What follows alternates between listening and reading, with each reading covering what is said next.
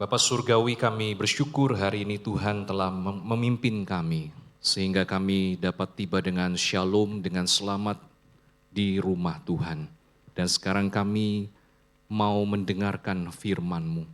Kami mau membiarkan Tuhan berbicara kepada kami kembali, supaya kami kembali diingatkan, dikuatkan, bahkan juga dibentuk dengan kebenaran firman-Mu.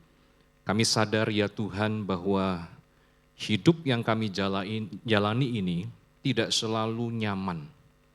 Tetapi di dalam ketidaknyamanan itulah kami belajar meletakkan kenyamanan hidup kami di dalam Tuhan.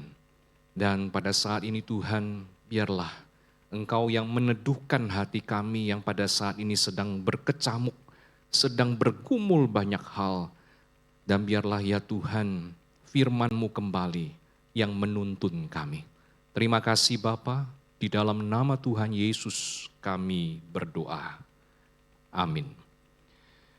Pada kesempatan ini di minggu yang kedua, sebelum kita akan mengikuti peneguhan Badan Pengurus Pos dan juga, Badan Pengurus Pos pagi-pagi Bapak Ibu sekalian, pengurus komisi dan leader LCC, dan juga perjamuan kudus, kita akan bersama-sama merenungkan firman Tuhan dari surat Kolose pasal 1 ayat 21 hingga 23.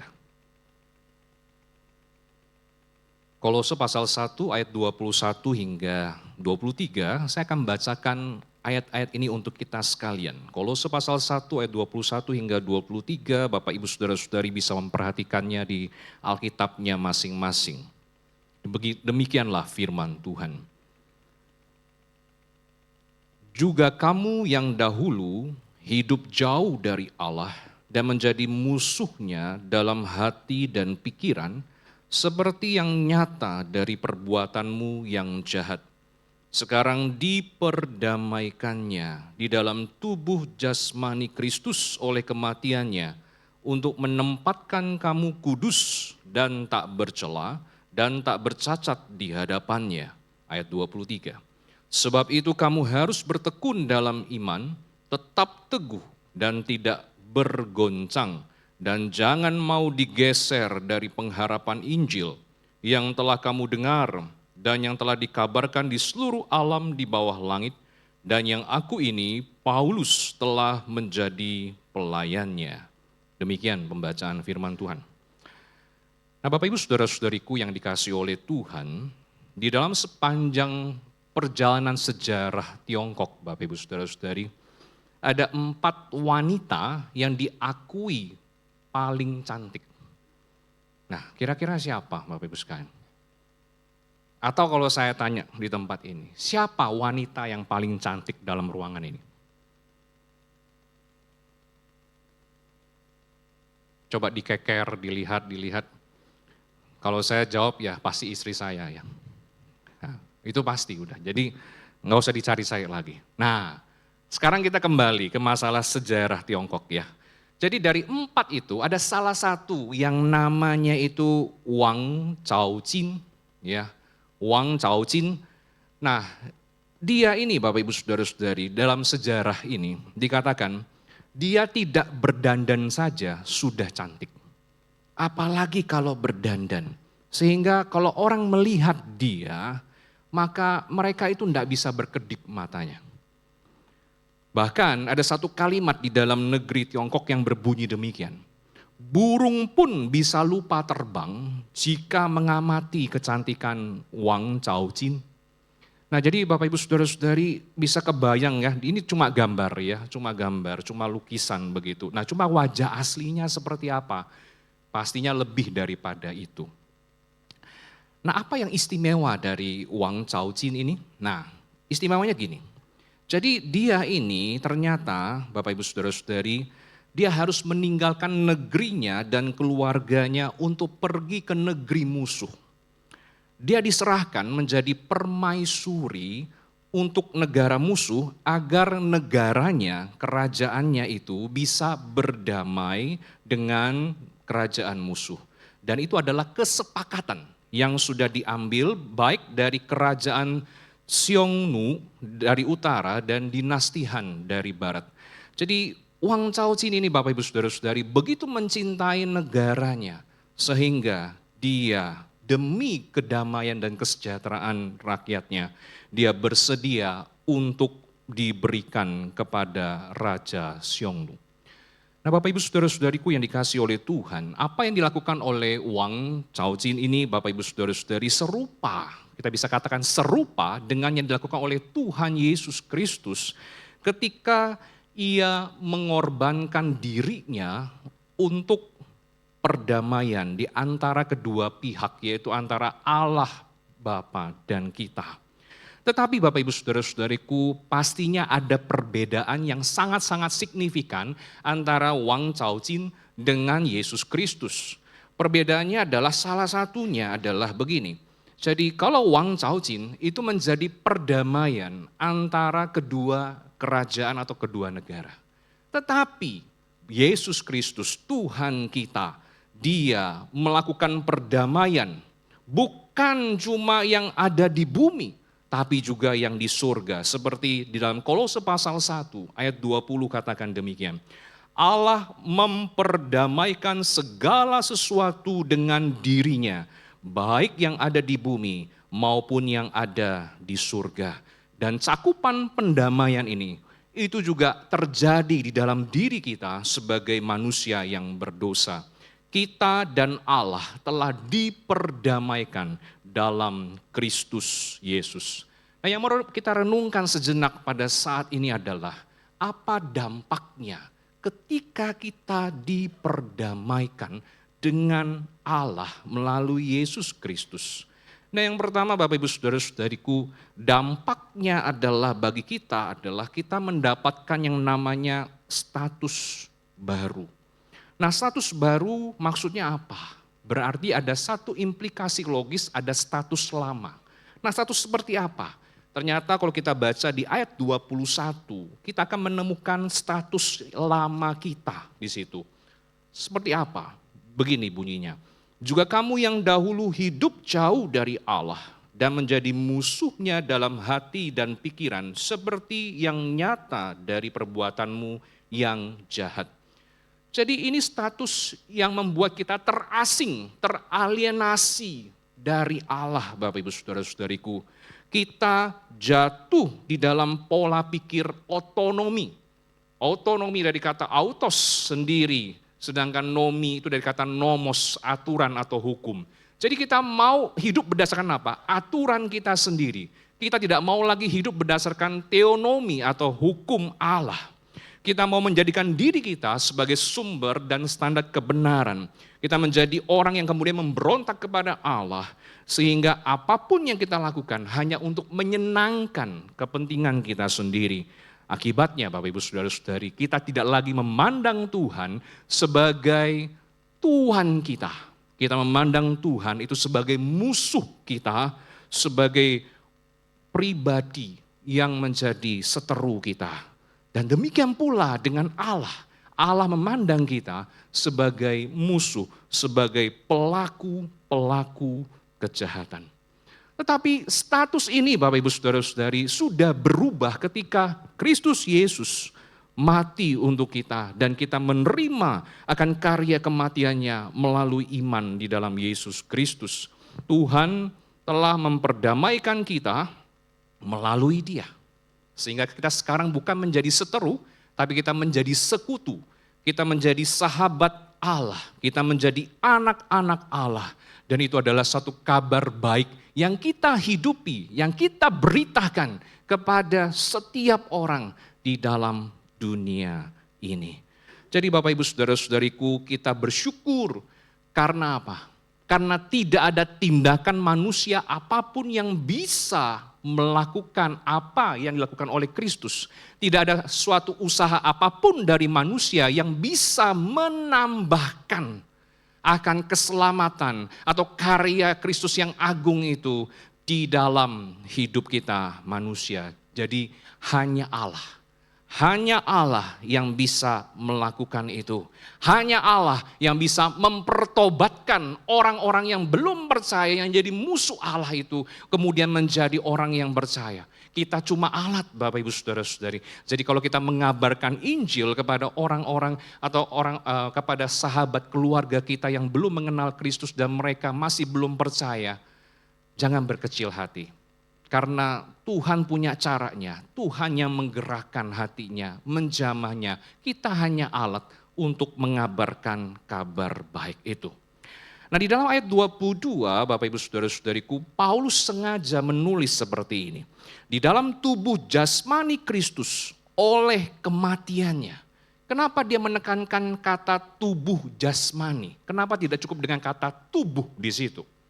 Karena dia sedang ingin apa? Berapologetika atau ingin membela iman kekristenan, khususnya tentang tuduhan mereka yang mengatakan bahwa tubuh Tuhan Yesus itu bukan tubuh fisik yang sebenarnya. Tubuhnya hanya sekedar kelihatan, nampaknya punya tubuh, tapi sebenarnya tidak punya tubuh fisik. Dan itu yang dikenal dengan ajaran doketisme, yang merupakan saudara dekat dengan yang namanya gnostikisme. Nah, Bapak Ibu Saudara-saudari, ajaran ini menyangkal Tuhan Yesus punya fisik yang sebenarnya. Nah, kalau mereka percaya akan kebenaran ini, maka implikasinya sangat signifikan dalam hal apa? Di dalam hal karya salib Kristus. Kalau memang Kristus cuma punya tubuh, Bapak Ibu sekalian, cuma kelihatannya punya tubuh, maka kematiannya di atas kayu salib itu patut dipertanyakan. Berarti kematiannya itu apa? Kematiannya cuma ilusi, penampakan saja. Karena tubuh fisiknya itu tidak ada, tidak mengalami kematian. Jadi dalam bagian ini, Paulus dengan tegas menulis bahwa tubuh fisik Yesus itu benar-benar sungguh-sungguh mati. Sehingga dia bisa menggantikan posisi kita manusia berdosa ini yang seharusnya mati di sana. Yesus benar-benar menghadapi kematian. Sehingga kita mendapatkan jaminan bahwa pengorbanannya itu cukup, pengorbanannya itu komplit, sempurna, dan dia menyucikan kita dari segala dosa kita.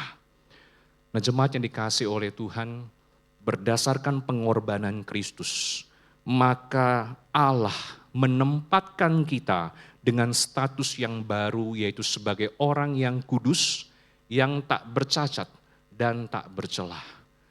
Jemaat Tuhan, ketiga kata ini sebenarnya sinonim. Dan ingin menjelaskan apa? Ingin menjelaskan bahwa inilah orang percaya yang murni. Inilah orang percaya yang berkenan di hati Tuhan. Dan kalau kita coba selidiki sedikit tentang kata tak bercelah, berarti apa? Tidak ada noda, tidak ada setitik kotoran apapun di dalam sesuatu itu. Kata tidak bercacat berarti tidak ada tuduhan, tidak ada tuntutan, Bapak Ibu Saudara-saudariku. Maka kita bersyukur karena Tuhan bukan hanya sekedar membuat kita diampuni, tapi Tuhan juga menjadikan kita pribadi yang kudus di hadapan Allah. Kuduslah kamu sebab aku kudus, itulah kata Tuhan. Nah, Bapak Ibu Saudara-saudariku, kalau kita mendengar kata kudus, apalagi zaman sekarang, mungkin kita berpikir, bagaimana mungkin kita bisa hidup kudus? Bagaimana mungkin kita bisa hidup tanpa noda, tanpa bercela, pakai rinso? Wah, bisa jadi. Tetapi Bapak Ibu Saudara-saudariku, bukan itu yang menjadi maksud Tuhan. Ketika dia mengatakan suci, kudus, tidak bercacat, tidak bercela, itu menunjukkan bukan cuma masalah status. Oke, kita ini orang kudus, kenapa? Karena kita sudah diberikan status yang baru oleh Tuhan yang kudus. Tetapi dalam kehidupan kita sebagai orang percaya, sepanjang umur hidup kita sampai nanti kita bertemu dengan Bapa di surga, itu juga adalah proses pengudusan yang Tuhan buat.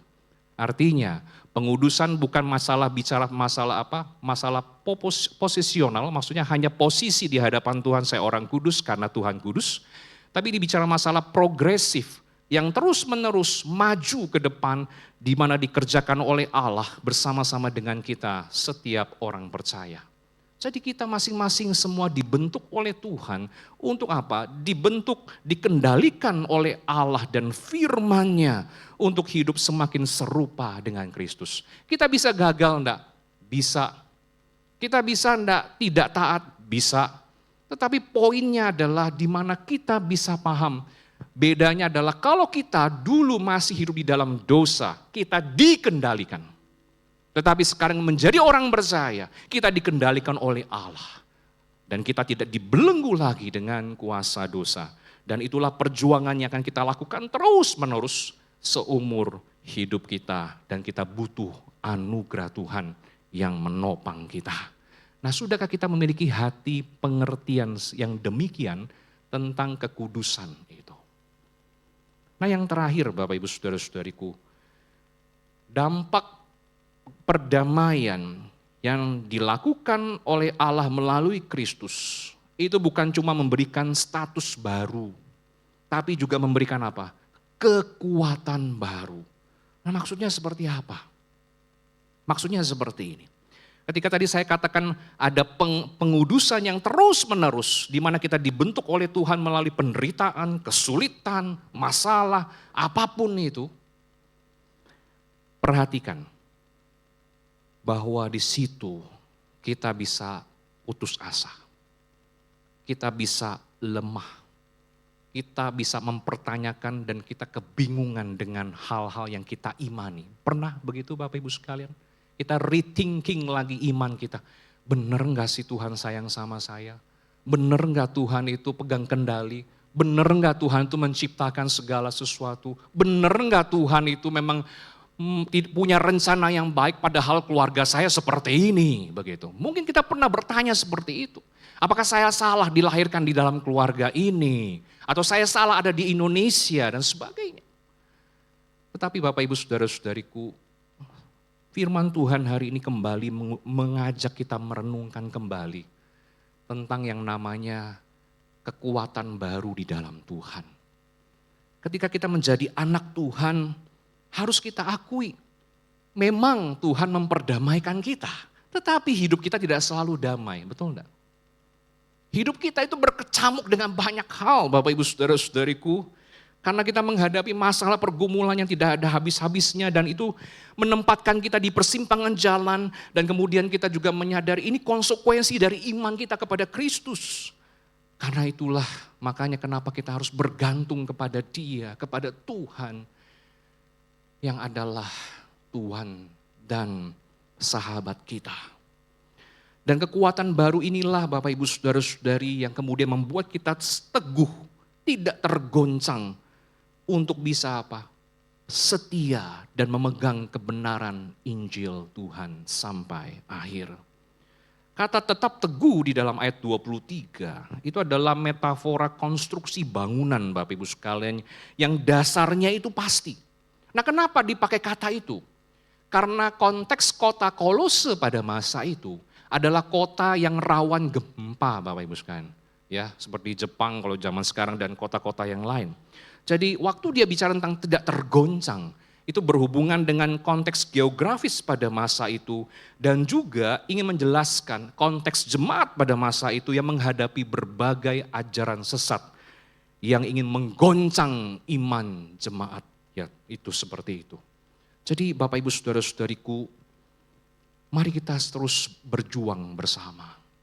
Karena kekuatan itu Tuhan berikan kepada kita. Cuma masalahnya adalah, apakah kita menyadari hal itu?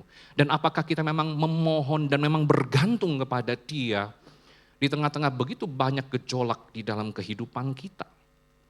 Paulus di dalam ayat 23 ini, dia menyatakan dirinya sebagai pelayan Injil Kristus, diakonos Injil Kristus. Nah, walaupun dia memang rasul besar, dia pintar, dia terkenal, tetapi bagi dia, gelar kehormatan tertinggi di dalam kehidupannya, itu adalah dari Tuhan, yaitu sebagai pelayan. Bapak Ibu Saudara-saudariku, mari kita belajar untuk memahami kebenaran ini. Kita semua mungkin punya titel. Ada S1, ya, ada S2, ada S3, ya, sampai SS yang lain. Cuma kita perlu ingat, gelar kehormatan tertinggi yang diberikan Tuhan kepada kita adalah gelar pelayan. Banggakah kita akan hal itu? Dan ingatkah kita bahwa semua orang percaya adalah pelayan. Tidak terkecuali anak kecil, kaum usia, lanjut usia, semua Tuhan panggil untuk melayani dan memberitakan Injil Kristus. Dan maukah kita tetap setia memberitakannya dan menghidupinya? Seorang yang bernama Peter Cameron Scott, dia dilahirkan di Glasgow pada tahun 1867 dan menjadi pendiri misi pedalaman Afrika. Nah, Bapak Ibu Saudara-saudari, mungkin kita berpikir ini hamba Tuhan, ini misionaris, oke. Tapi ada yang menarik dalam kehidupannya, akan saya sharingkan sedikit. Namun permulaannya, Bapak Ibu sekalian, di dalam perjalanan misinya itu, tidak ada tanda-tanda keberhasilan. Jadi dia sudah pelayanan misi di sana, tidak ada tanda-tanda orang percaya. Dan perjalanan pertama misinya itu harus berakhir karena apa? Karena dia sakit malaria yang parah dan harus pulang ke rumah di Inggris. Nah setelah dia sembuh, dia kembali lagi ke Afrika. Nah perjalanannya ini dia tidak sendiri. Bukan istrinya yang menemani, bukan. Tetapi saudaranya, brothernya namanya John. Itu bergabung dengan dia. Tapi sayang Bapak Ibu sekalian, John di dalam perjalanan dan pelayanan misi ini terserang demam dan meninggal dunia. Nah ketika itu Peter sendirian. Lalu dia menjalani masa-masa duka cita dan dia kembali berkomitmen, oke, saya mau kabarkan Injil di Afrika. Tapi kesehatannya terganggu dan dia pulang kembali ke Inggris. Nah bagaimana ia dapat keluar dari rasa kesedihan dan depresi berhari-hari itu? Dia telah mengikrarkan diri, dia sudah komit sama Tuhan. Tapi bagaimana dia dapat mendapatkan kekuatan baru untuk kembali ke Afrika melakukan pelayanan misi ini? Karena bagi mata manusia itu mustahil. Sudah 2 kali dia gagal dalam tanda petik. Akhirnya dia pergi ke Westminster Abbey. Nah di situ ada satu makam misionaris Afrika yang melayani di Afrika. Yaitu David Livingstone. Dan di situ Bapak Ibu Saudara-saudari. Dia menghampiri makam itu. Dia berlutut di depannya dan berdoa. Dan di situ dia juga melihat ada tulisan yang berbunyi demikian. Domba lain yang kumiliki yang tidak tergabung dalam kawanan ini, mereka juga harus kubawa. Nah dengan kalimat ini, itulah yang kemudian membakar hatinya untuk punya harapan yang baru kembali ke Afrika. Dan disitulah misi yang dia lakukan kembali, itulah yang bertumbuh dan Injil diberitakan dan berbuah di sana. Nah Bapak Ibu Saudara-saudariku, belajar dari kehidupan Peter Cameron Scott ini. Untuk hidup mengabarkan Injil, untuk hidup menghidupi Injil, pasti ada tantangan. Ada hambatan yang kita hadapi di dalam profesi kita masing-masing. Cuma pertanyaannya adalah apakah kita sungguh-sungguh Bapak Ibu sekalian bergantung kepada Dia dan menyadari betapa rapuhnya, betapa fragile-nya kita ini dengan segala kondisi yang kita hadapi.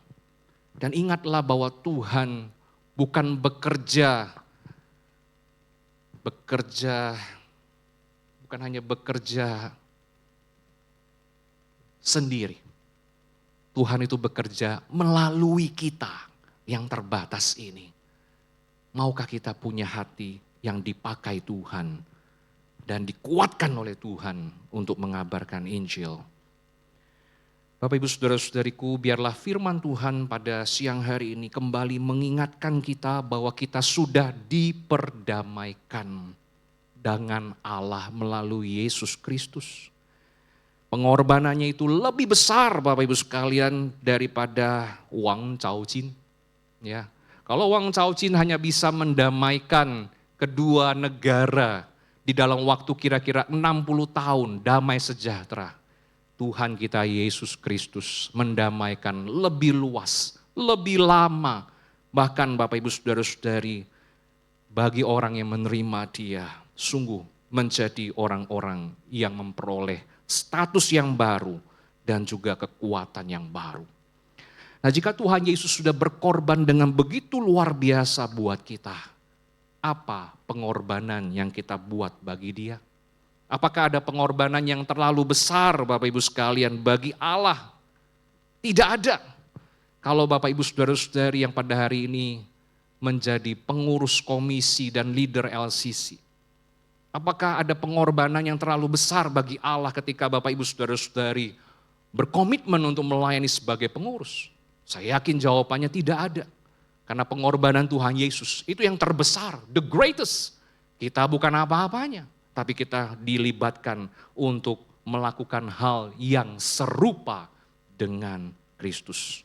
Mari kita melayani sebagai seorang yang mendapatkan hak istimewa dari Tuhan.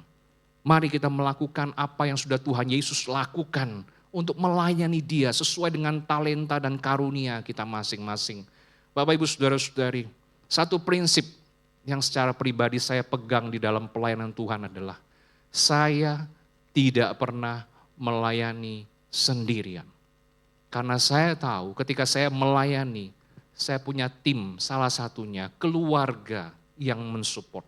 Dan ketika Bapak Ibu saudara-saudari ada di sini, Bapak Ibu saudara-saudari tidak melayani sendiri sebenarnya. Ada suami, ada istri, ada orang tua, ada saudara yang mendukung bersama untuk melayani. Ini prinsip yang harus kita bawa kemanapun, ya. Dan itu berlaku untuk semua orang percaya. Jadi mari Bapak Ibu saudara-saudari, selagi ada kesempatan, layanilah Tuhan. Karena gereja sebenarnya sekali lagi tidak pernah kekurangan orang untuk melayani. Gereja hanya kekurangan orang yang mau melayani. Kiranya Tuhan menolong kita. Kita sudah diperdamaikan di dalam Dia. Beritakan, hidupi damai itu sekalipun kehidupan tidak selalu damai. Banyak enggak yang nganggur sekarang? Banyak kan? Banyak. Bahkan ada yang nganggur bahkan diambil negara. Ya kan? Kita pun bingung. Tapi percayalah, Tuhan tidak pernah cari orang nganggur. Percayalah, saya katakan. Kita sibuk apapun justru kita yang dicari oleh Tuhan. Bahkan kalau saya katakan agak sedikit lebih dalam, hal yang nganggur di negara diambil oleh negara. Coba bayangkan.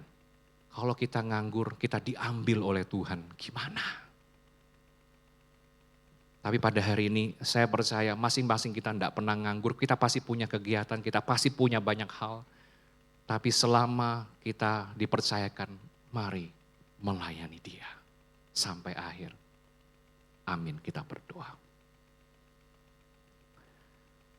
Bapa Surgawi, tolonglah kami ya Tuhan. Karena kami tahu bahwa kami sudah didamaikan, diperdamaikan di dalam Kristus Yesus. Sehingga kami menjadi orang-orang yang kudus dan orang-orang yang mendapatkan kekuatan yang baru. Tuhan, tolong kami. Engkau tahu masing-masing pergumulan kami di tempat ini. Tapi kami percaya Engkaulah Allah yang menguatkan kami sampai akhir. Tolong kami ya Tuhan, untuk tetap setia memberitakan kabar baik, kabar damai itu kepada dunia yang sedang tidak damai ini.